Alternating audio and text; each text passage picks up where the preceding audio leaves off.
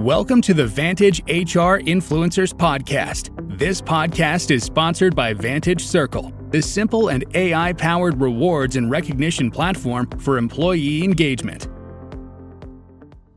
Hey guys, what's poppin'? I know I don't usually greet you like this, so this might be a bit of a surprise, but I'm trying to get with the times, and maybe you should too. Because our very own 𝗍𝗍 has stepped into the workplace. Born between 1997 to 2012, this generation is set to make up 27% of the workforce by next year.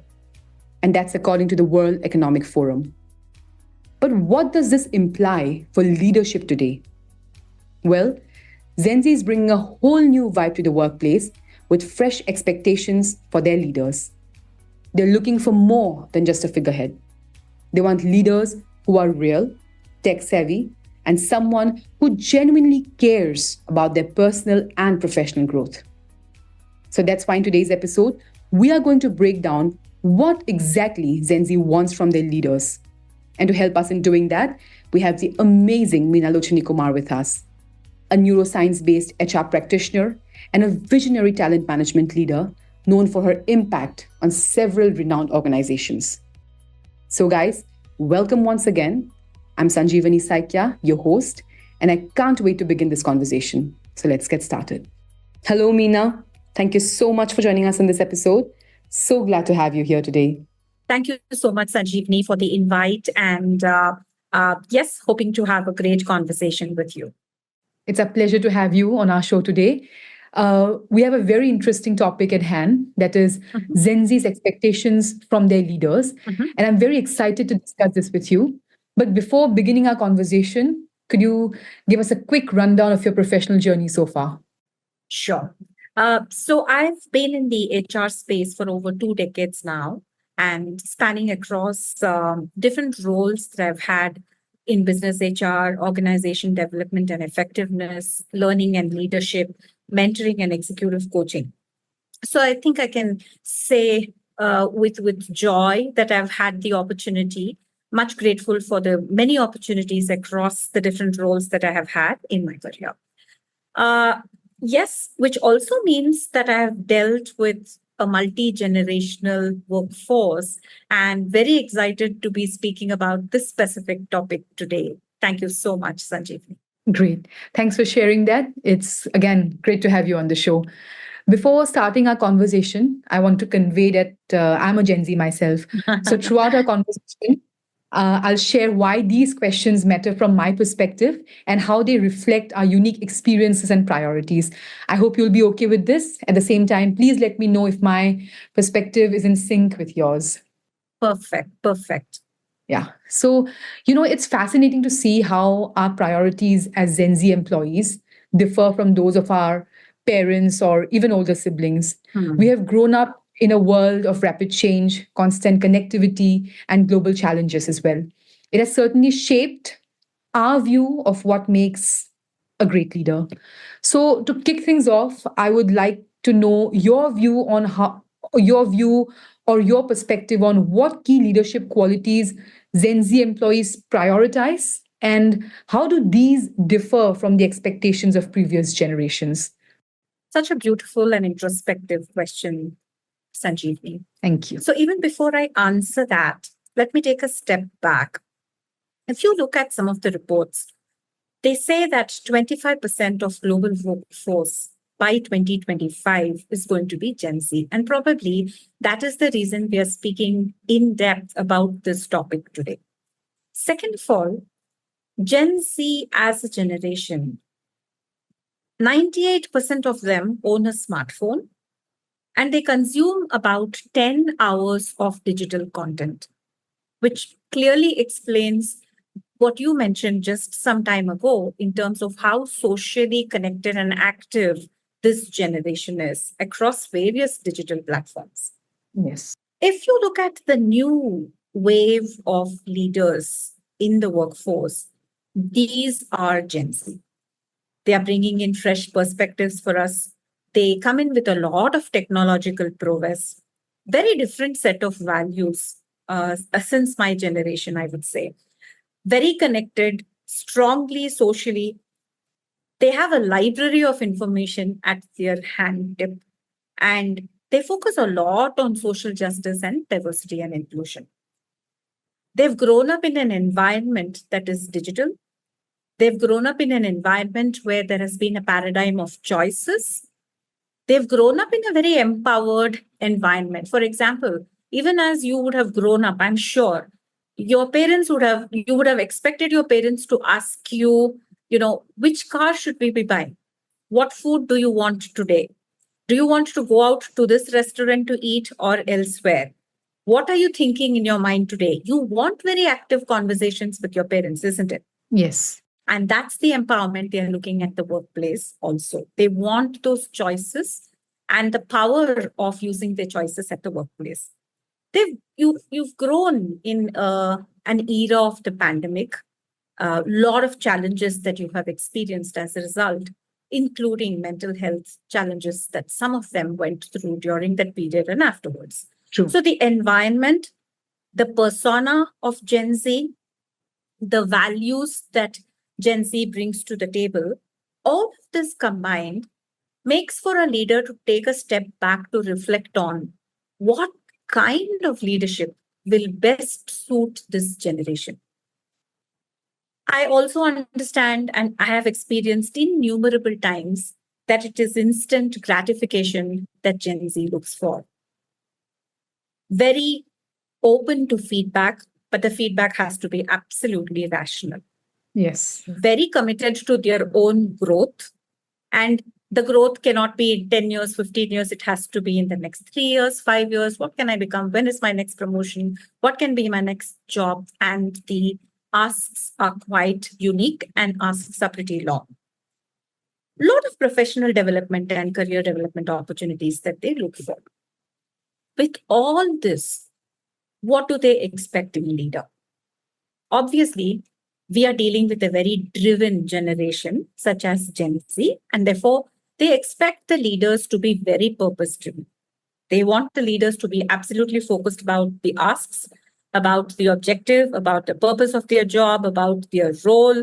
They need clarity in almost everything.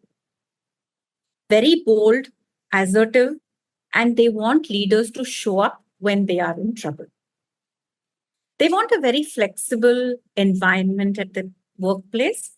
At the same time, they want a framework around it. It's not that they want to be completely, devoid of responsibilities. Of course, they want a lot of responsibilities. They want the responsibilities to be laid out very clearly, and they want to know in what framework can they operate. So they want leaders to be open, genuine, curious, creative. They also want leaders to listen to them. This generation loves to talk. This generation loves to express. This generation, therefore, needs leaders who can very actively listen to them, listen deeply, even for the cues that they are giving when they are not speaking. They want ongoing learning opportunities to be provided for them. And therefore, leaders have to be very comfortable in providing them environment, which is not only a classroom-based learning, but allowing them for opportunities to learn from everyone and anywhere. Obviously, they're looking at very digitally savvy leaders. I think these are some of the characteristics Gen Z look for in their leaders, and would love to hear if that's what you're looking at too. Yes. I completely agree with your perspective. Again, Meena, do you think the workforce is absolutely ready to have Gen Zs? Because again, we come with our own set of do's and don'ts.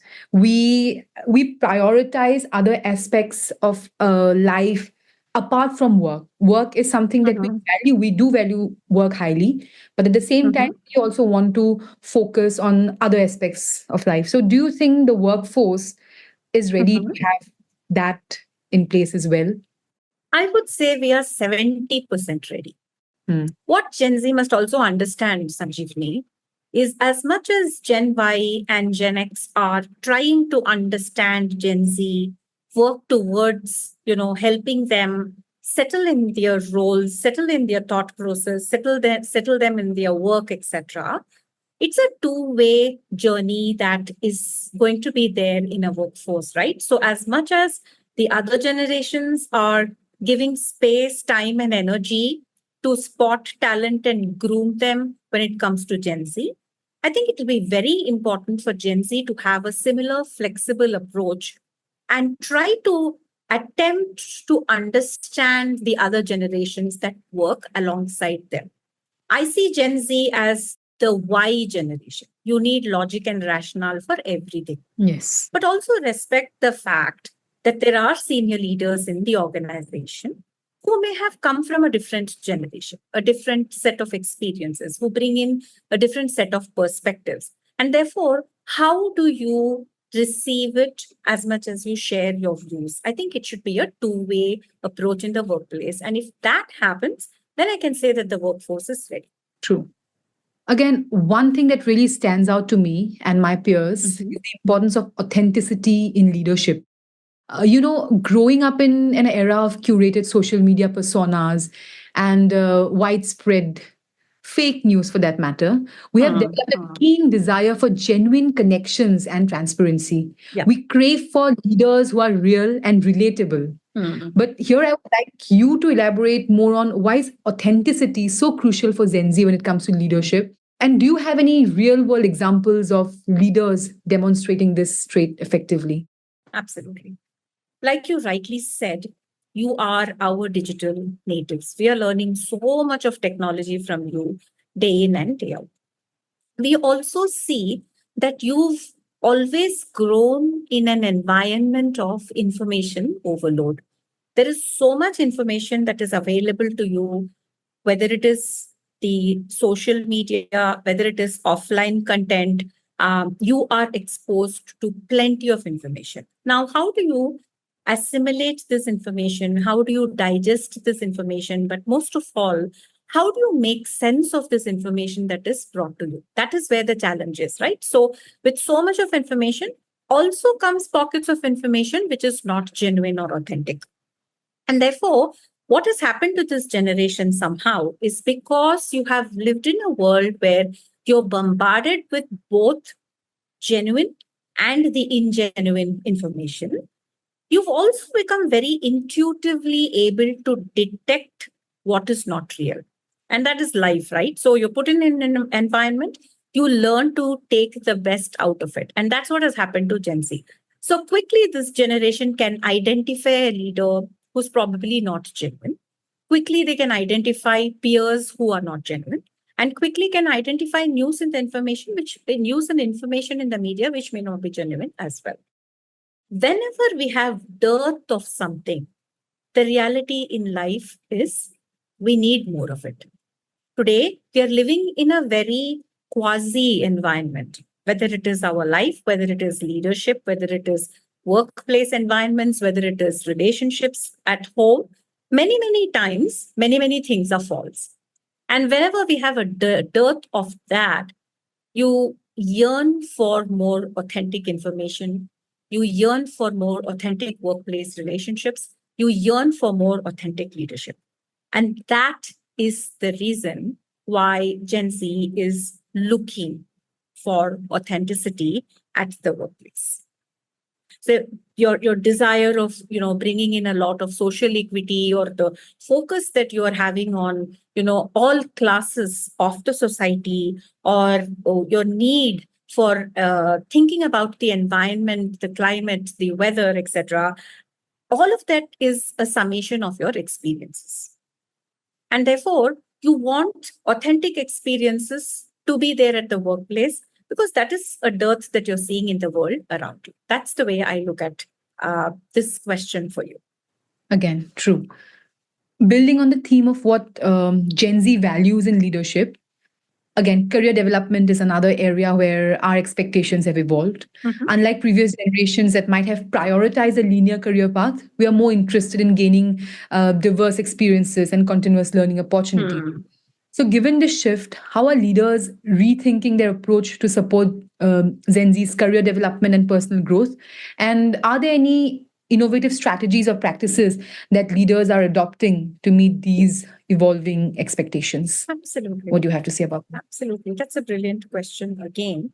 And to answer some bit of your past question in terms of, have I had experiences of Gen Z who have been great leaders, or have I seen great leaders who have handled Gen Z very well? I would like to call out my mentor, Joe Pasquarelli, who's no more, who was brilliant at dealing with Gen Z.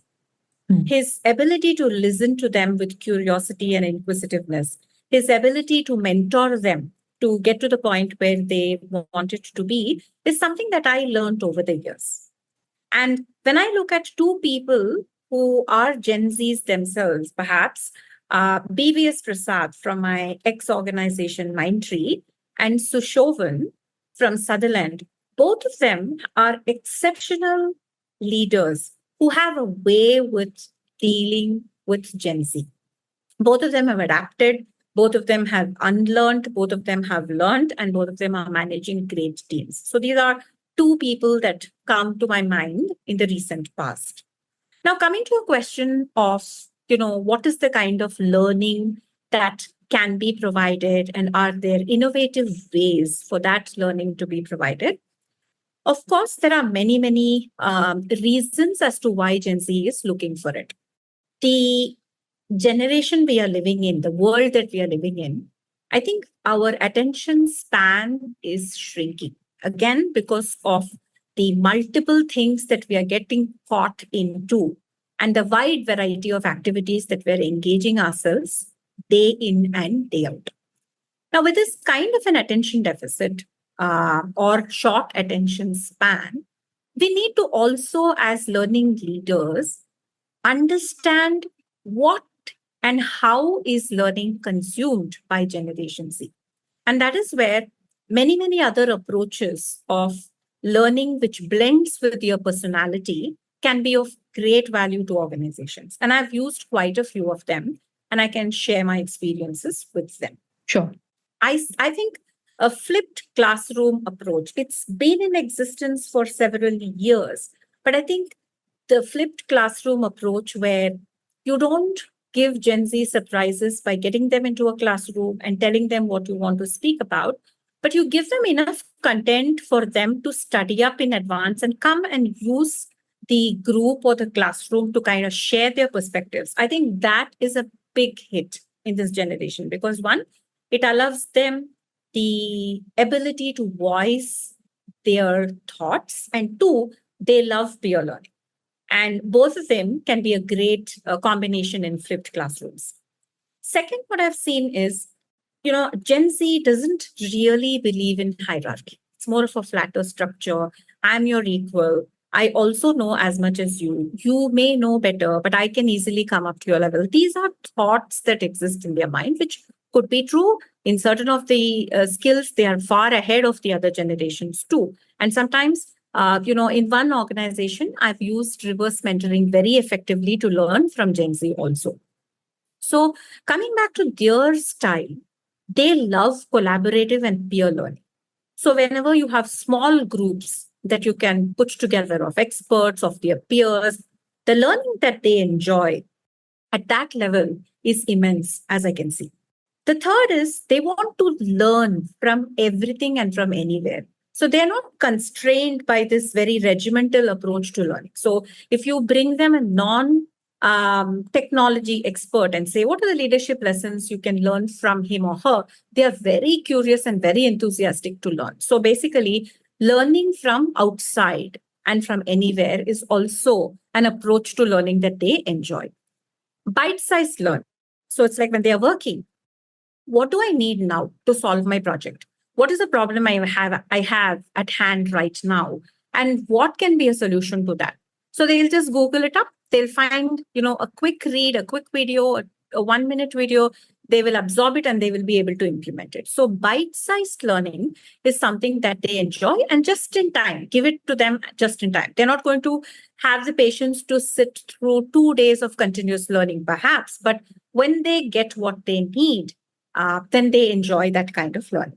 And I think they love to dirty their hands by doing action learning projects. They're more the experience-driven generation. So what can you really give them that they can experience real time? And that takeaway for them is very, very high. All this learning, when they kind of put it together in their career, they're also very clear that I don't want to be part of a single job, a single organization, but I would love to move from one job to a completely different job, perhaps in the next 10 years. I don't know. That's the mindset with which they're operating. If I think of my own son, he was in, processes, and then he suddenly moved to branding. So you can see the variety of choices he's making. Now he's considering to move into brand ambassadorship. So if you look at it, he's a Gen Z, and he's the best example for me. I learn from him every day. So the perspectives, their views, their choices are extremely across the spectrum. So with this kind of a spectrum of jobs that they may have, it becomes very critical for them to have on-the-job learning, just-in-time learning. All of these become very critical. But I think most importantly, Gen Z needs to focus on a lot of skill adjacencies to be prepared for multiple roles, which is what they enjoy. And they should set apart time for personal growth. I don't know if this generation hits the pause button as often as it has to. And therefore, when it comes to learning, it should begin with learning to become more self-aware, learning to have those moments of reflection, learning to go back to your mistakes, learn and unlearn, and get to a future point. So I would say give them a lot of me time if you are a learning practitioner. That also helps this generation immensely. I think those are some ways in which Gen Z learns beautifully. Again, Meena, you have shared a very interesting take. Out of all the factors you have said, one thing that I'd like to ask you on is, I actually agree with your view on how Gen Z views hierarchy. Now, again, why do you think we don't kind of prefer, this hierarchy, the rigid hierarchy structure? And does it becomes difficult for us to find leaders? Because like in our parents' days, their bosses maybe were their leaders. For us, our leader could be the very next person sitting to us who's not a boss, maybe just our coworker. We may view them as leaders. So, I mean, I really wanted to understand the entire hierarchy thing and how do we find leaders that way?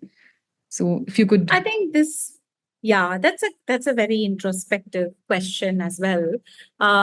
So to answer this question, I would say you need to understand the way organizations are evolving, right? Yes. It's just not about a structure.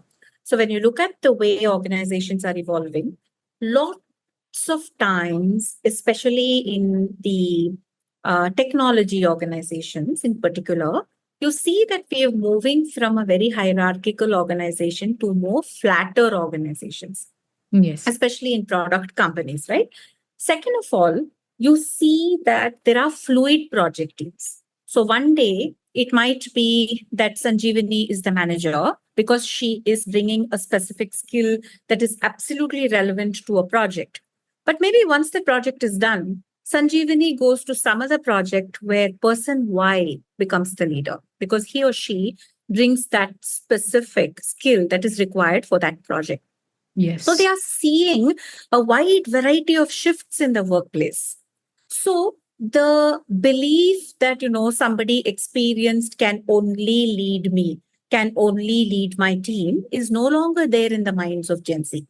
They feel if I'm able to learn and if I'm able to really bring my thought expertise, I know I can lead in some way or the other. And that is the reason they have broken away from the patriarchal way of thinking or a patriarchal society or a very hierarchical society. And they're bringing those thoughts to the workplace also. That is why you don't see that they expect for a very formal hierarchy, a top-down approach to be there, but they love the collaborative environment that, all generations can create for them. Yes. Again, I think it makes sense to me.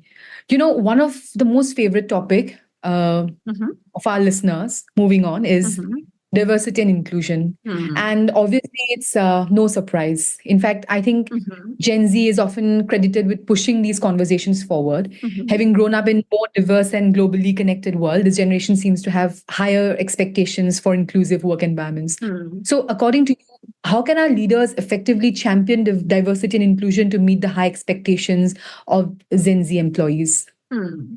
So the reason, again, if I were to take a step back as to why Gen Z is looking for diversity and inclusion, or inclusion and diversity as the world calls it now, or diversity, inclusion and equity as we see it in the world of today, is because they themselves are a very diverse generation.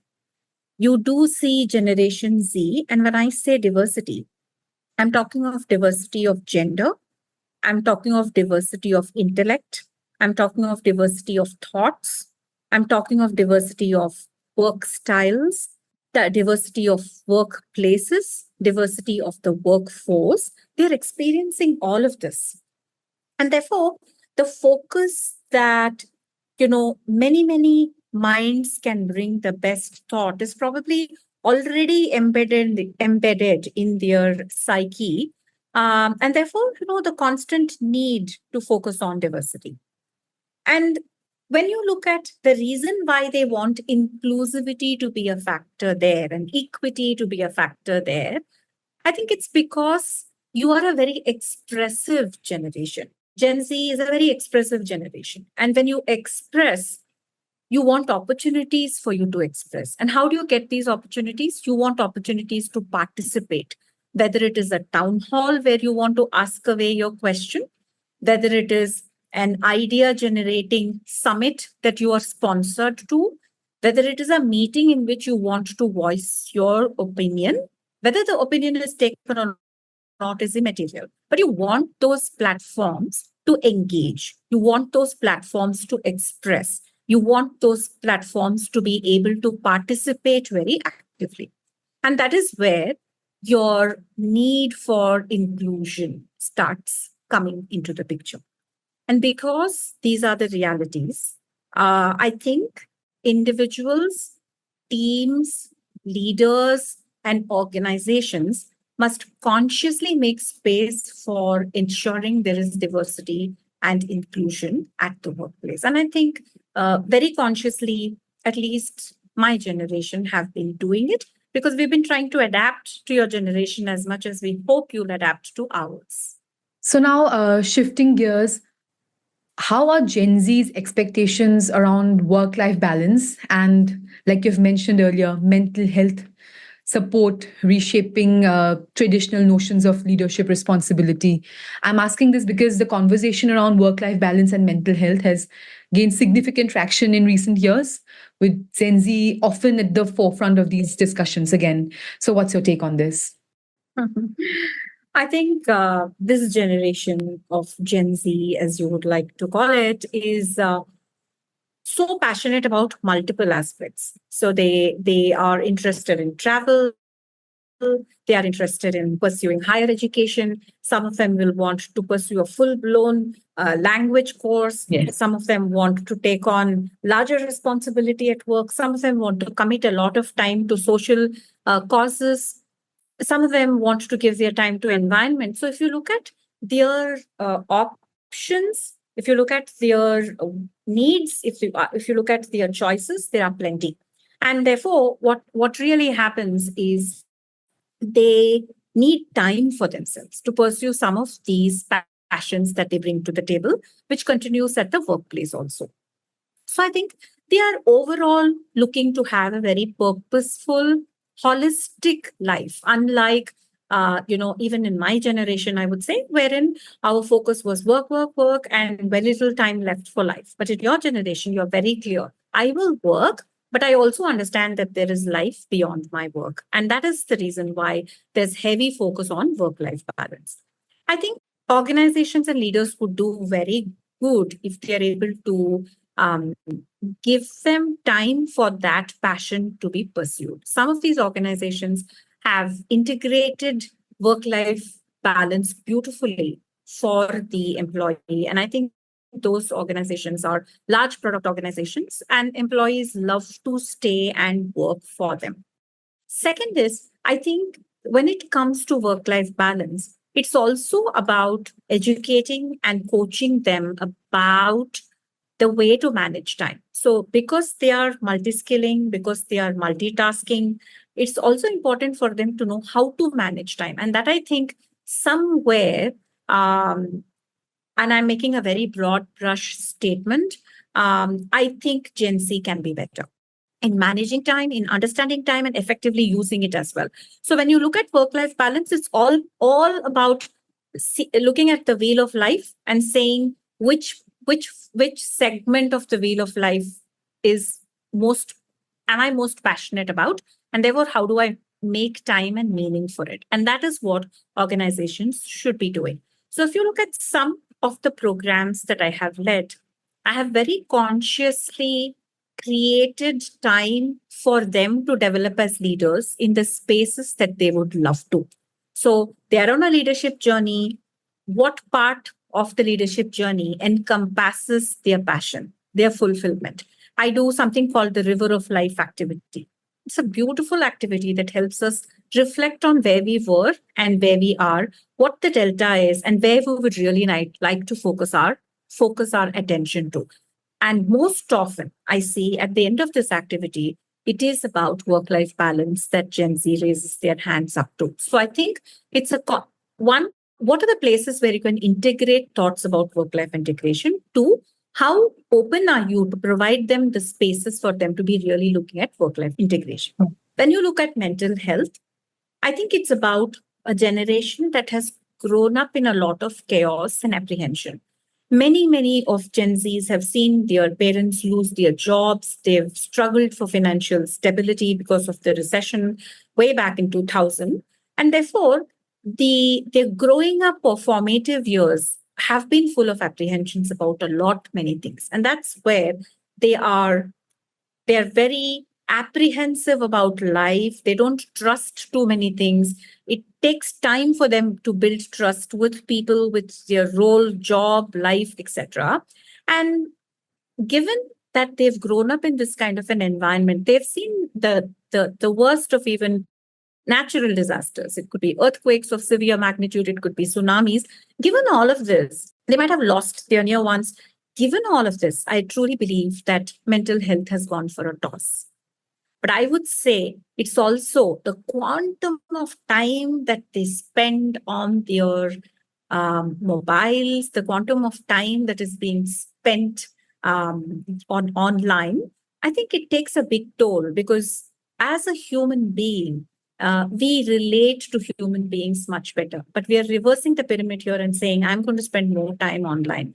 And therefore, the point where you've gone so deep into technology, but you don't have time for people at home, people at the workplace for an in-person conversation, can also lead to challenges when it comes to the way your mind and brain functions. So I think it's very important for us to focus on stress levels that Gen Z go through. More importantly, as leaders, how can we support them to understand what they're going through and also give them an opportunity to interact with people as against online interactions that they have. So I think if we are able to provide enough employee assistance programs, if we are able to provide programs that encompass mindfulness, if we are able to give them their me time, reflective time, a lot of these challenges that we see at the workplace can get better. Yes. When it comes to mental health, I think our generation is more lonely and depressed compared to our previous generations. And there are some really credible sources agreeing and stating that at the same time. So do the corporate world have any time to consider this, and how much are they doing it? How much efforts are they putting in really kind of improving the mental health of employees? And are you satisfied with the amount of efforts put in? See, it's whenever there is a challenge that is there at the workplace, it has a very strong underlying reason as to why it has become a challenge at any given point in time. So this, if you go back again, and I'd like to go to the grassroots of how this generation has grown, it is, roughly about 20 plus years of their growing years that they've seen uncertainty. And suddenly the workplace cannot bring you a one-stop solution to everything. So the organizations are definitely attempting to break different problems and see what's the best solution for each problem. For example, if it is depression, then do you have a psychologist at the workplace, or can the employee assistance programs help them? Or if there's a lot of panic attacks that I'm seeing at the workplace. Many younger generations seem to go into this route. So what is the solution to that? So what I'm saying is these are quick fix solutions that organizations can provide. But the deep-rooted question that we as leaders should be asking is, how are we slowing down this generation for them to be able to, one, reflect about themselves? So the self-awareness bit that I spoke about, the me time that they need to recoup from many things. And two, how are we as leaders guiding them to be surrounded by people much more than the solitude with machines? I think if we're able to look at these two things in sync, there could be a lot that we could do for this generation. Yeah.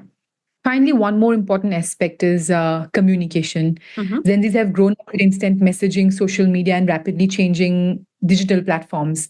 We value clear and interactive exchanges that feel authentic at the same time. Given these digital influences, what communication styles and methods are most effective for engaging with Gen Zs? And how can leaders adjust their communication strategies to connect with us? You are a very informative generation, like I said, and I'm very proud to work amongst many of the Gen Z at the workplace. I think one thing that Gen Zs truly appreciate from a leader is when the conversation can be very respectful of Gen Z's thoughts, respectful of Gen Z's ideas and suggestions, respectful of Gen Z's values, reverence to what they bring to the table. Second, I think they want leaders to understand them better. So I always wear my curiosity hat when I speak to a Gen Z at the workplace, because I want to know more about the person in front of me, so that I can really understand the space from which the person is speaking, and therefore provide an appropriate solution or guidance or collaborate for some kind of a solution at the workplace. Third, I think they see communication as role modeling also. So the minute you say something and do something else, they're easily able to find that out. So what kind of authentic communication are you bringing in a conversation with Gen Z is on top of my mind all the time. The most important thing is every Gen Z I have met is always about what's in it for me. And therefore, as a leader, are you able to give them their spotlight for them to share their story? Because their story is very important to them. So as a leader, what is it that you're doing to encourage them to speak fearlessly, to provide them platforms for expression, to respect the knowledge and information they bring in a conversation, to be curious about understanding them as people that are unique and can bring a lot of differentiation to the workplace? And can you give them the spotlight for them to share their story? I think these become very, very important. On the other side, I think your people, Gen Z as people, are, they love short messaging, they love visual communication, and they also like very candid conversations. So how many of those one-on-one conversations do you make time for with them? Do you really listen to them during those conversations? Are you wearing your coaching hat all the time, or do you have the grace to remove your coaching hat as a leader and allow them to coach you sometimes, right? So I think that is what Gen Z is looking for in terms of communication styles, in terms of communication strategies at the workplace. Wonderful. You have very beautifully and patiently answered some of the most crucial questions concerning Gen Z, or I must say some of the most important questions I had in mind. And I'm sure our listeners will gain a lot from your perspective. So thank you, Meena. Thanks a lot. We have covered a very crucial topic today. And as we wrap up, do you have any final thoughts or messages you'd like to share with our listeners? I know they'd love to hear from you. And for those who want to stay connected with you after this episode, can you let them know the best way to reach out to you? Sure. So, Sanjeevani, thank you so much for these very interesting questions that led me on an introspective journey as I was responding as well. So, thank you for that. I think the two things I would love to leave this conversation with is one, keep life very simple, whether you're Gen Z, Gen Y, or Gen X. And two, make sure that you don't have too many wants. If you can stop with needs, then life becomes very beautiful. So enjoy every day, keep it simple. Focus on your needs and not necessarily the wants. I think that way we can lead very holistic lives. Of course, I am a mindfulness coach. So if at all you want to connect with me on anything, feel free to reach out to me on my LinkedIn, which is Meenalochani Kumar, MEENALOCHANI space Kumar, KUMAR. I'll be happy to connect. Or you can give a shout out, through probably Sanjeevani, and I can give my email address. You can write into me. Great. Keep life simple and not too many wants. Yes. Focus should be more on our needs. Yes. So noted. All these pointers are noted. I'm sure our listeners must have noted that as well. Meena, thank you so much for joining in today's episode. I'm really grateful. Thank you for sharing your time with us. Thanks a lot. Thank you, Sanjeevani. It was a pleasure. As much. I learned so much from you as much as I shared my perspectives. Thank you once again. Have a beautiful day ahead. Thanks for listening to the Vantage HR Influencers Podcast. Please do subscribe to Vantage HR Influencers Podcast on Apple Podcast, Spotify, and our YouTube channel for new episodes.